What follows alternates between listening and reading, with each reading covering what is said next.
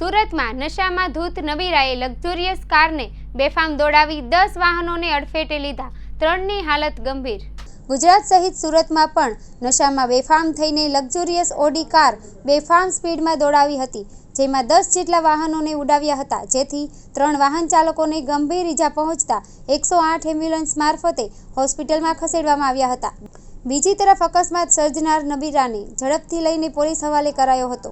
Vesu canal road પર GD Goenka school નજીક બેફામ ગતિએ દોડી આવેલી ઓડી કારે રોડની કિનારે ઊભેલી 8 થી 10 બાઇકને અડફેટે લઈ લીધી હતી, જેથી લોકોને ગંભીર ઈજાઓ પહોંચી હતી। નશામાં ધૂત ઓડી ચાલકે લોકોથી બચવા માટે ગાડી વધુ ગતિએ હંકારી હતી અને ભાગી ગયો હતો। અકસ્માત સર્જ્યા બાદ કારના ડાબા ટાયરમાં પંચર પડી જતા 150 મીટર આગળ જઈ ગાડી રોકાઈ ગઈ હતી।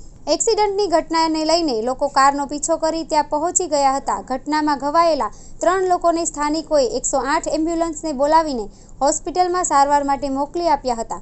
કાર ચાલક રિકેશ ચંદમલ ભાટિયાને પોલીસ સ્ટેશને લઈ ગઈ હતી। વધુમાં જણાવ્યા મળેલી માહિતી મુજબ કાર ચાલકની પોલીસે ધરપકડ કરી ત્યારે તે નશામાં ધૂત હતો।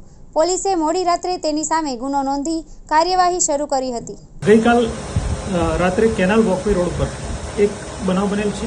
બનાવની હકીકત એવી છે કે પપ્પુ ચાની લારી પાસે એક ગાડી ચાલક જેનું નામ છે રિંકેશ ચંદ્રલાલ ભાટિયા, જે પોતે પૂર ઝડપે અને ગફલતભરી રીતે ચલાવતા હતા અને ચાની લારી પર ઉભેલા 3 બાઇકોને અડફેટે લીધા, જેમાં નાની મોટી ઈજા 4 જણને થઈ હતી, જે પૈકી દીપક હરીશચંદ્ર શિરાડે ને માથાના ભાગે તેમજ કાનના ભાગે વાગેલું છે, જે મૈત્રી હોસ્પિટલમાં એડમિટ છે, અને બીજા ભોગ બનનાર જે માણસો છે તે નાની મોટી ઈજાઓનો ભોગ બનેલ છે।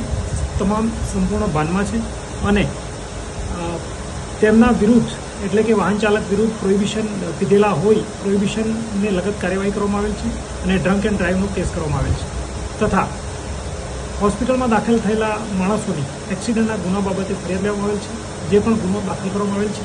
આગળની તપાસ ચાલુ છે અને સદર આરોપી છે તેનું લાયસન્સ કબજે કરી આરટીઓમાં રદ કરવા માટે પોલીસે તજવીજ હાથ ધરેલ છે।